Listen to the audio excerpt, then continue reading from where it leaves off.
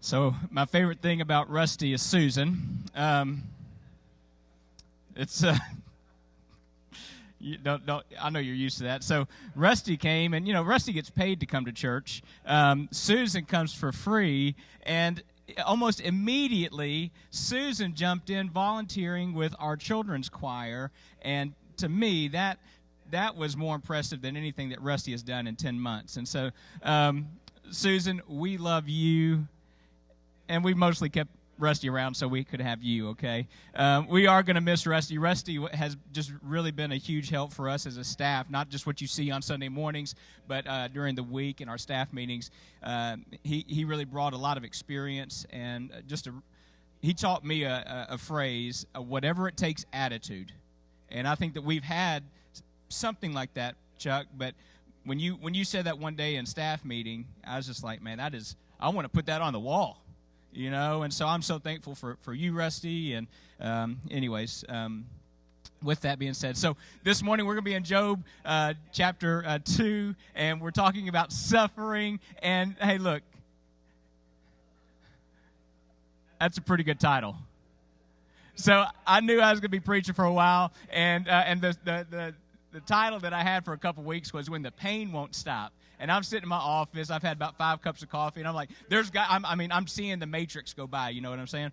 And I'm thinking, there's got to be a better title than When the Pain Won't Stop. And I thought, When the Rain Won't Stop. And when the rain won't stop, and of course it stopped today. So thanks, Lord. That's real funny. Milton, why doesn't the Lord ever work on our timing and sense of humor? What's wrong with him? So we had the Amani Choir, and you've got to come back tonight. Okay, you're going to be blessed.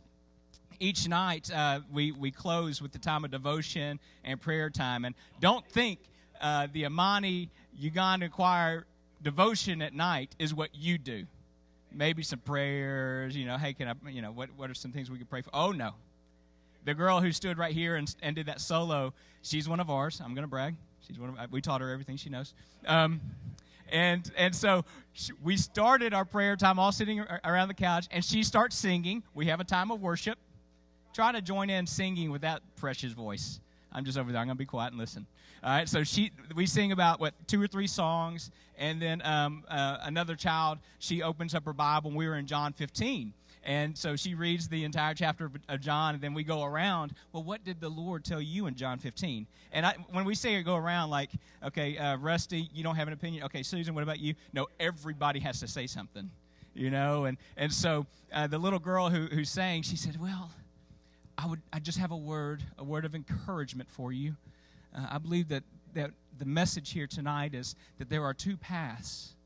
The path of following the world that leads us down away from God and with peer negative influence and things like that, or the other path of following God and receiving blessings and honoring Him. And it was a good word. It's a word that we all need, right? Well, later on that night, they were going to bed, and we were getting ready for bed, and Sarah was angry about our dog doing something. I don't know. She hates the dog, but we love her, so we keep her. And so Sarah was going off on the dog, and Reggie comes up to Sarah, and he says, Mom, there are 2 paths that we can... And I was just like, I stepped back out of the way, like, whoa, I didn't say that, So inside, I'm like, that's my boy. They're watching. So anyways, they come back. They're a huge blessing. They're going to be performing for TCA on Thursday. They're going to be performing here tomorrow morning for our pastor's conference. If you're here and you don't have work, or even if you do have work, I know most of you guys don't work, come back at, I think, 10:30 tomorrow morning. You're welcome to come and be a part of that. And as we said, they're going to be at Pleasant Grove this morning, okay? So the story of Job, right? Pastor introduced us, and the story of Job really gives us a picture of a man that's broken down to the bare essence of humanity. I mean, he said, naked into the world I came, and naked I'm going to depart. He had nothing. And so we are going to see what that nothingness looks like when everything is stripped away. Now, for most of us, if not all of us, we set our lives up to avoid as much pain as possible. except for some of us who are gluttons for punishment. Yesterday when the deluge came in, I see the Donovans, y'all are out there, Butlers, the Elliots, and I think a few others. We were out at Fort Pillow running a trail race. And it was already raining when we got there, but we were out in the middle of this trail, and it flash flood.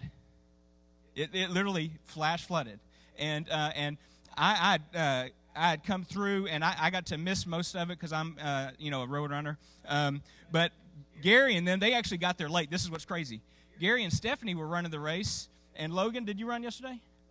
They're running, and so they got there a little late, so they were behind me when this weather hit, and where I came, it was just ankle deep, maybe calf high, and I had no issues. But when they came through, it was up to their chest or even neck. It hit that hard and that intense, and so they were trying to make it through. This is true. And a man had got swept up with the water and compound fractured his leg. Gary carried him out of that trail. And it was just crazy. You were so frustrated that you were late getting there, and yet God had you there at the perfect timing. And so you don't hear cool stories about, heroes like that. And only Gary is the only man in this entire church that could have carried that man out. He's the size of Goliath, right? Goliath looks up to Gary. And so just craziness that God was involved in that from the very beginning, and yet you didn't see him, did you?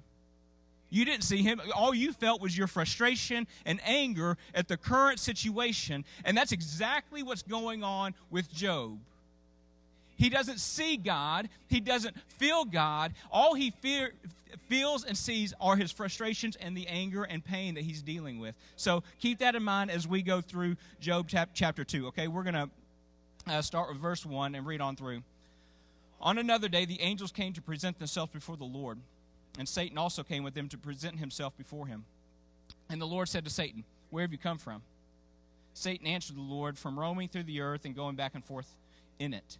Then the Lord said to Satan, "Have you considered my servant Job? There is no one on earth like him. He is blameless and upright, a man who fears God and shuns evil. And he still maintains his integrity, though you incited me against him to ruin him without any reason." Then Satan said, "Skin for skin. A man will give all he has for his own life. But stretch out your hand and strike his flesh and bones, and he will surely curse you to your face." The Lord said to Satan, "Very well then, he's in your hands, but you must spare his life." So Satan went out from the presence of the Lord and afflicted Job with painful sores from the soles of his feet to the top of his head. Then Job took a piece of broken pottery and scraped himself with it as he sat among the ashes. His wife said to him, "Are you still holding on to your integrity? Curse God and die." He replied, "You're talking like a foolish woman. Shall we accept good from God and not trouble?" In all this, Job did not sin in what he said. And then finish up here, 11 through 13. When Job's three friends, you see them, Eliphaz, the Temanite, Bildad, I meant to ask you how to pronounce these, Pastor. I know you're a Hebrew professional. Zophar heard about all the troubles that had come upon him. They set from their homes and met together by agreement to go and sympathize with him and comfort him. When they saw him from a distance, they could hardly recognize him. They began to weep aloud, and they tore their robes and sprinkled dust on their heads. Then they sat on the ground with him for 7 days and 7 nights. No one said a word to him because they saw how great his suffering was. So first we're going to look at Job's elements. Number one, Satan can't understand selfless love. He just can't comprehend selfish love because Satan is selfish. You see, he thought, all right, Lord, you let me take everything away from Job, but if I strike his body, then he's going to curse you. Let me ask you this, because I think a lot of you are selfless and you would do anything for your family. What day of suffering do you think was worse, the first day or the second day? For most of us as parents, we would say the first day when he lost all of his children, right? Don't take away the wealth, but it's losing the children. And what parent in here would not gladly take that from their children? We would have gladly swapped roles, would we have not? And you see, Satan, who is the great deceiver, is still deceived when it comes to love. He has no idea what selfless love really is. He can't grasp it because he is so arrogant and so selfish in nature. And he is still deceived, thinking, okay, I did this, but if you let me get to his body, You know, most worldly people, secularists or whatever, they think that self-preservation is the thing that we exist for. But as believers and followers of Jesus Christ, if we were to be like Jesus, you know what we should exist for? Not self-preservation, but for love. For love. Even Jesus left the comforts and the security of heaven, not to come to a place of self-preservation, but to what? To give himself away. And Satan was still convinced that if I touch this man, if I harm this man physically, he will turn away. And yet, he was wrong. John 15:13, Jesus is the greatest example of this. Greater love has no one than this, to lay down one's life for one's friends. He modeled for us as his followers, as his believers, that it's not about you. It's not about your life. You've been crucified. Jesus says, if you want to follow me, you take up your cross daily. It's not about you anymore. I mean, the letters in the New Testament say, look, as a Christian, if you have ambition, if you want to climb the ladder and become great, then you better go the opposite way, because greatness is service. It's not about climbing this ladder and receiving glory and honor. It's not about that. Everybody else around you may be about that, but for you to be the most like Christ is to lower yourself from everybody else around you, especially the ones that you consider your enemies. And that's not natural. That's something that takes work and commitment to the Lord. All right? Second thing, Job's disease was a lot worse than it sounds. We think, oh, he had boils. Well, later on in Job, he has a lot of other descriptions, and I'm just going to go through these real quick. These are all taken out of Job, okay? Let's see. With his boils, he had intense pain, peeling and darkened skin. You'll love this one. Pus-filled and erupting sores, anorexia, emaciation. He had fevers, depression, of course, weeping, sleeplessness. When he could sleep, he had nightmares. He had bad breath, difficulty breathing. His vision was failing. His teeth were rotting. People everywhere he looked down in disgust at him. Painful, swollen sores all over his body, intense itching. This lasted for months, and by the way, it was so bad that it said even his friends didn't recognize him. So it's a whole lot worse than what we're thinking, okay? It's a whole lot worse than we begin to think. Third thing is, Job's physical sickness mirrors the curse of sin on our own life.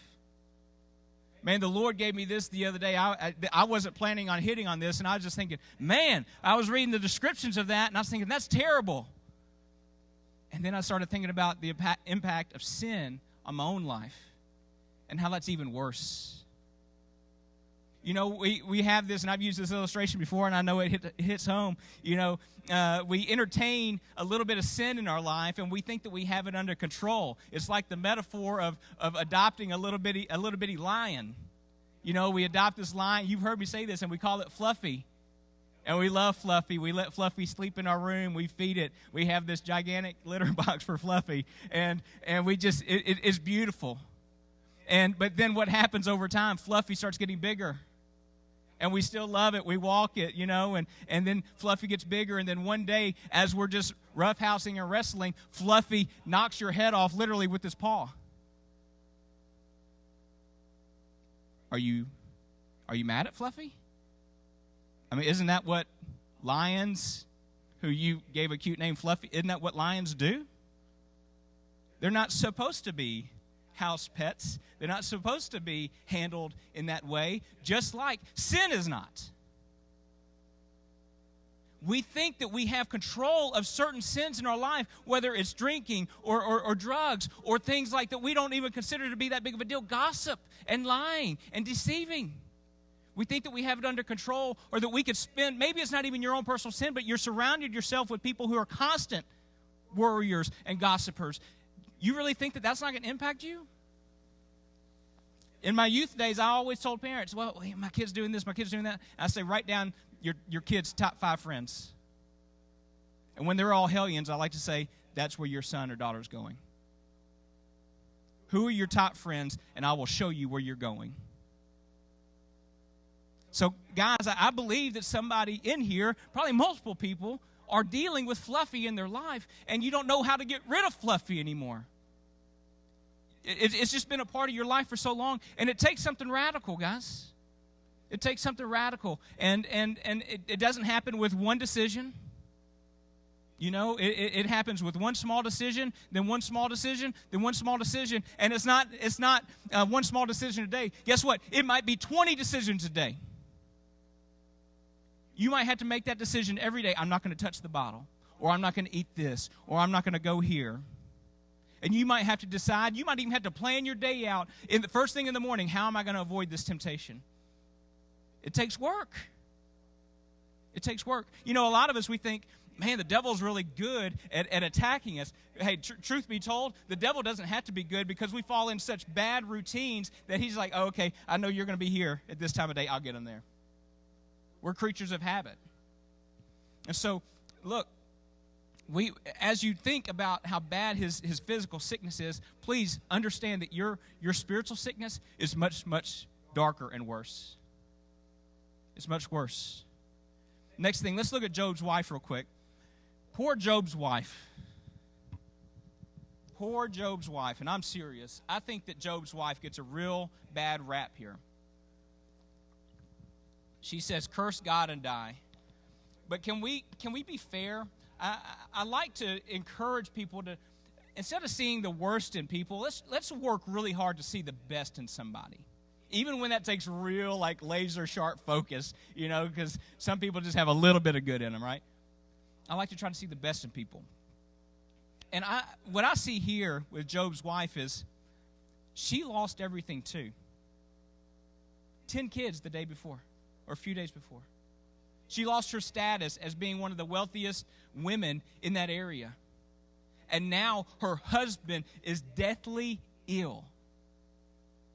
So she lost everything too, including hope. So can we give her a break? Because how many of us, if we were in that same situation, would lose hope too? It's a spiritual infection, but also, guys, this is real. Man, I've had everything taken away. Not one kid, not 2 kids, but all of them. I can't speak for God. But if I were your pastor, I would come in really with an open mind and saying, I understand your brokenness. I understand your questions. So let's give Job's wife a break here. Second thing, I believe one of Satan's greatest strategies is to divide husband and wife. It's to divide husband and wife. Because let's be honest, our culture, our society has problems, don't we? But it doesn't start with the government. If you think it starts with the government, turn Fox News off. Turn it off. The issues that are going on in our country starts at home. The number one foundation, the number one institution from the very get-go of the Bible. It starts at home. And yes, I do think that the government is important. I mean, absolutely. But the bigger issues in all of society is because mom and dad haven't been taking care of business for a real long time. For a real long time. Mom and dad, we've got to set the example. You know, somebody sent me this meme. I get so many different, y'all know what a meme is, right? If you're on Facebook, it's those pictures that have like little lines or, you know, witty sayings, right?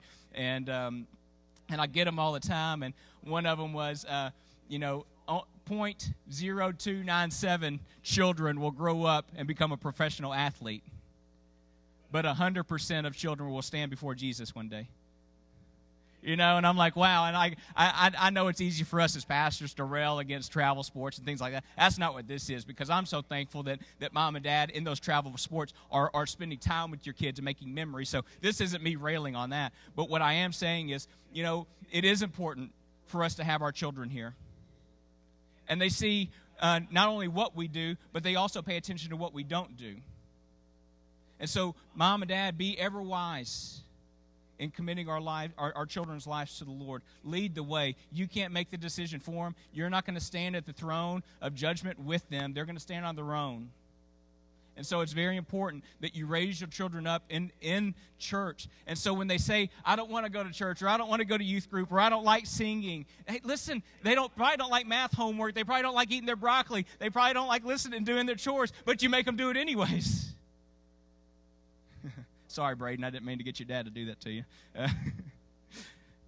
It's so important for us to push our kids. I'm watching over all these kids like, oh. It's so important, guys. We've got to get our kids here. And I want my kids to love being at church. I want them to have such a positive outlook on church. A lot of pastors' kids don't always have that, do they, Chuck? And you and I have talked a lot about that of different reasons why. But, man, I love this church. This church loves me and loves my family. And I want Reggie and Darby to grow up always loving the church. And you guys will probably fire me one day, but Reggie will never know that I got fired. No, the Lord just is leading us somewhere else, Reggie. I'm never going to talk bad about God's bride to my children. Because that's what it is, folks. First Baptist Church it's not a building. It's the bride of Christ. And if you ever talk about my wife, I'm taking the pastor cloak off and we're going to go outside. Okay, you might beat me up, but I'm going to give you the best I got. And I'm not going to fight fair. So going back, one of Satan's greatest strategies is to divide and conquer. And here's how this was going on. There were differences of opinions here. You see, Job's wife, they saw this trial in two different ways. Job's wife saw the storm, the trials, as an indictment against the character of God. Big word, I know. Which she saw the storms as God is not good. God is not with us. This is not fair. And that's an outlook that many of us have. Yet Job saw God's character as an indictment against the storm.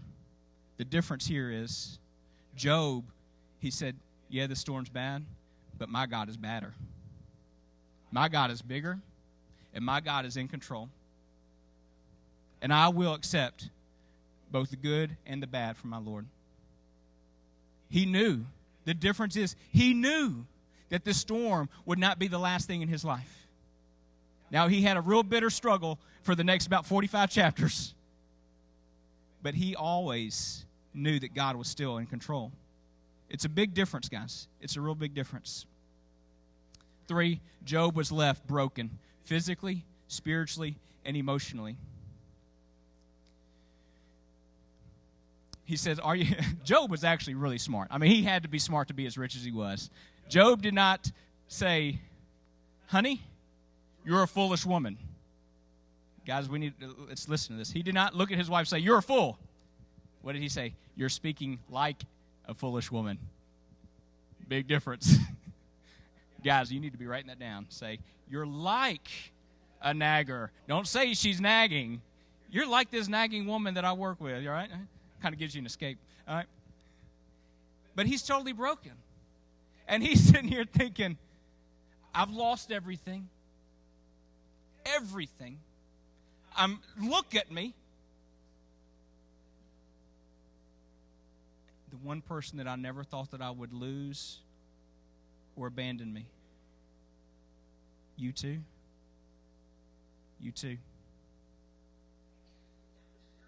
You know, I don't know what hurt worse. But I think when he heard his wife say that, I bet that was like the final dagger. Honey, I needed you. I needed you. Guys, you got to fight. Fight for your marriage. Fight for one another. Your children are one of the greatest gifts, but even before your children, your spouse is a greater gift. I love my children, but I love my wife more. And I love my children a whole lot. All right. That's kind of hard to say that you love something more than your children. Let's move on to close. Job's friends. I love this. They showed up and they shut up for 7 days. They showed up. They lived pretty far away. This is a true commitment. This wasn't like, Gene's down in the hospital, I need to go visit him at Baptist East. This wasn't that. This was, wow, this is a several-day journey. We've got to meet up. We live in different places, and we're going to make a vow, and we're going to go with our brother. And then they sat in the ash. What it was literally, commentaries say, this was happening in the garbage dump of the city. The garbage dump, where they take the waste of the city and they burn it, and that's where Job was sitting. And that's where they joined their best friend. You know, they showed up and they shut up. 7 days. Wow, for 7 days. For Jews, 7 days was the proper amount of time for mourning. We as Southern Baptists, we put them down in the ground. 2-3 days later, right? And we're supposed to get on with our life. I don't like that. I think we do us a massive disservice. Because in those first 2 or 3 days, the huge tidal wave of comfort and love and support and food comes, but then that tidal wave withdraws, and then what happens is a smaller wave comes after the funeral for a couple of days, and then that wave comes back, and then a smaller wave, and then just a couple weeks later, while we're still grieving, no more waves are coming. No more waves.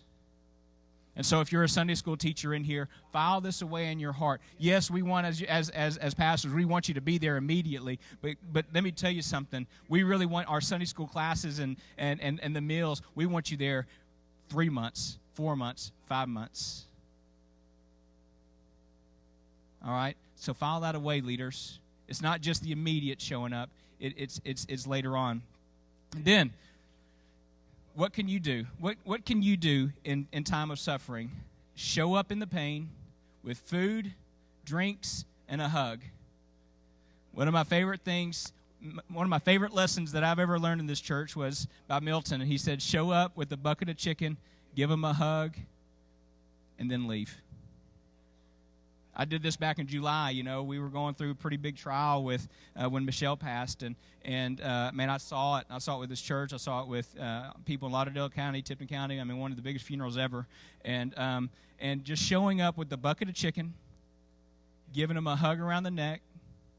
You don't have to pray, right? 'Cause sometimes we mess up prayers, right? Just being there is what matters. And just shut up. Can we all agree that we need to stop pretending what the will of God is in a moment? You don't know it.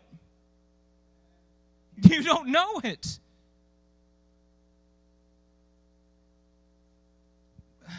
Don't speak for God in those times. Please don't. It's not going to comfort them. It's not going to be enough. We had a couple of young deaths here in the county over the last month or two. One died in a car crash, and his 21-year-old boy down in Mumford, I believe. And the mom was talking to someone, and she says, you know, I've had a lot of people console me and comfort me, and some have even lost children, sons like I have. And if anybody can relate, right, it's them, right? They have also lost a son in the prime of their life. And but she said, it still bugged me when that mom said, I know what you're going through. Even if your situation is similar, it's not the same. It's not the same. Their relationship with their son was not the same as your relationship with your son. Maybe the circumstances around the incident where they died, maybe that's not the same. So as your friend and your pastor, can I coach you to take these words out of your mouth, to never say, I know what you're going through. Don't ever say that. Just say, I'm sorry and I love you. And then third thing is, you'll never go through a storm alone. Jesus will always be with you. I like the conclusion's already filled in for you. Even when I can't see it, you're working. Even when I can't feel it, you're working. I stole that from a song that I heard this week. If you want to go ahead and close up your Bible, I'm going to close with a quick story.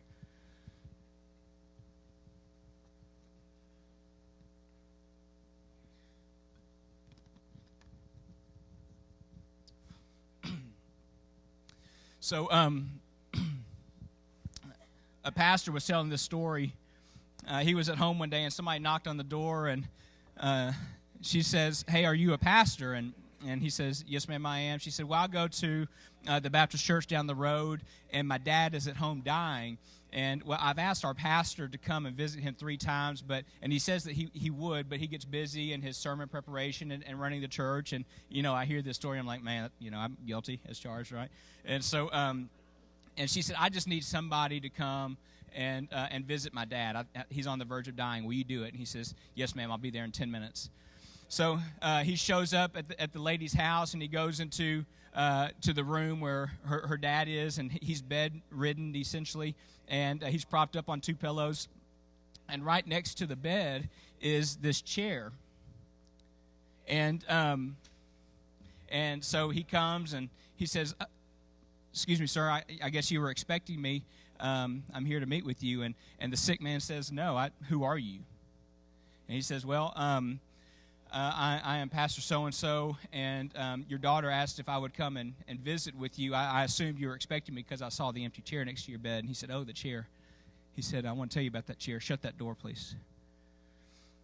So the sick man begins to tell him about the chair, and he says, "All my life I've been a Christian, last 40, 50, 60 years. But I never really understood prayer." And he said, "My pastor would preach on prayer and go over my head. And finally, after a bunch of sermons on prayer, I finally went to my pastor. I said, 'Look, Pastor, I've been a Christian my entire life, and I just don't understand prayer. As a matter of fact, whenever you preach on it, it goes over my head, And so that makes you feel good, right? And so the pastor, like any good pastor, he says, "Here, come to my office," and he gives him this book on prayer. He said, "This is the best book on prayer that I know of. Go home and read it." And so the man was really excited. He went home and started reading it, and he said in the first 3 pages he had to look up 11 words in the dictionary. So he closed the book, took it back to his pastor the next week, and he said, "Hey, Pastor, thanks for the book. Thanks for nothing." And so he went about his way, not understanding prayer. Well, he said, I went on, and about 4 years ago, I was having lunch with a friend of mine, not particularly spiritual, doesn't really go to church that much. And my friend said, "I don't know that much about church or Jesus, but this whole prayer thing seems pretty simple to me." And the sick man was kind of offended, like, "I've been a Christian my whole life. This thing is not simple." And his friend said, "Prayer simply is just a conversation between you and Jesus. If you have trouble with that, then just pull up a chair in your room, pretend that Jesus is sitting in the chair, that he's listening, and then you shut up and listen back." And the guy that's been a Christian his whole life, the sick man, he's like, "That's pretty good." And so he said, "For the last 4 years, I've had this chair in my bed. Even since I've been bedridden, I look at this chair every day for 2 hours." Now, by the way, I don't let my daughter know in on this because she would probably send me to the funny farm, right? And so my daughter doesn't know anything about this. And so he looked at the pastor and he said, "Pastor, am I silly to think that that's a proper way to pray?" And the pastor looks at the chair, looks back at the sick man, and he says, "Sir, that is the most simple, unsophisticated way of praying I've ever heard in my entire life. And I think Jesus loves it." And so he anointed the man with oil. He prayed over him and left. 2 days later, the daughter comes back to the pastor's house and says, "My dad died." And he says, "I'm sorry to hear that. Do you think that he died in peace?" And she said, "Oh, yes. The last day, we were there after lunch. He was telling typical dad corny jokes, right? I can relate. And he leaned over and he kissed me. And I went to the grocery store. I really didn't think the moment was right upon us. And I went to the grocery store. And when I got back, he had passed away." She said, "But you know what, Pastor? The weirdest thing happened. When I got in, the last thing that my dad did was he climbed out of his bed. He got down next to this chair, and his head was leaning in the chair.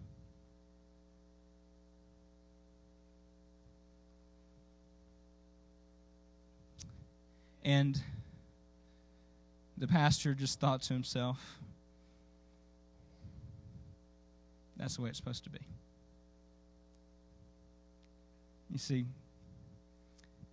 we're going through junk, and we don't see Jesus, and we don't feel Jesus, and we just assume he's not there. But as his children, we should have the confidence that Jesus is with us through everything. Job went through craziness, but God was with him the entire time. So as we go into a time of invitation, Rusty's going to come up and lead us. And my question that I want to leave you with this during our time of invitation, of introspection, do you know that Jesus? Do you know that Jesus? Or not do you know about him, but do you know him? There's a real big difference between having that knowledge up here and having it in your soul. That's the Jesus that wants to be with you today. If you never asked the Lord to come in and save you, if you don't have that relationship with the Lord today, you can make that commitment right where you are. You can come up here, and our staff is going to be up here. We'd love to help you make that commitment. You can make that commitment here at the altar. But guys, why would we go through life just knowing about Jesus and not knowing him? What a waste. We're cheating ourselves. We're cheating ourselves. Let's pray together.